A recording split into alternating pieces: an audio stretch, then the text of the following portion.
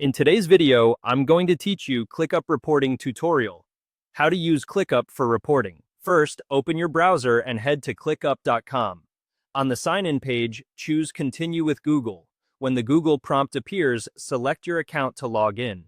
If you use multiple accounts, make sure you pick the one that has access to your workspace. Once you're in, open the space you want to work with.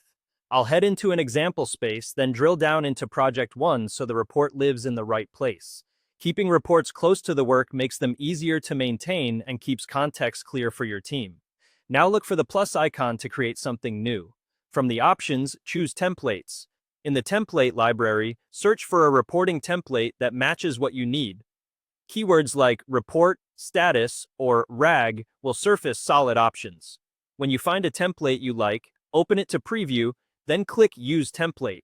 Give your report a clear descriptive title so it's easy to find later, and click.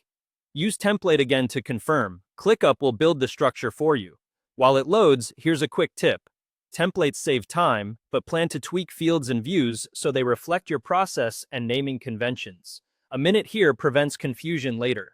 When the template opens, start with the Getting Started guide. This is the built-in walkthrough that explains how the template is organized and which fields power the views and charts. Skim it now and you'll know exactly where to enter data for accurate reporting. Next, open the RAG report list. RAG stands for red, amber, green, a simple way to flag risk and progress. In this list view, confirm you have columns for status, owner, due date, and the RAG indicator. Enter or update a few sample items to see how the list behaves. Consistency is key here. Decide what qualifies as red, amber, or green, and use that definition every time. Now move to the reporting board. This visual view groups work so you can spot bottlenecks fast. Check the grouping by status or assignee is common, and confirm filters show only the items you want in the report. Drag cards between columns to update progress during stand-ups or reviews. Finally, open the board view associated with this template if it's separate. Use it to manage day-to-day work that feeds your report.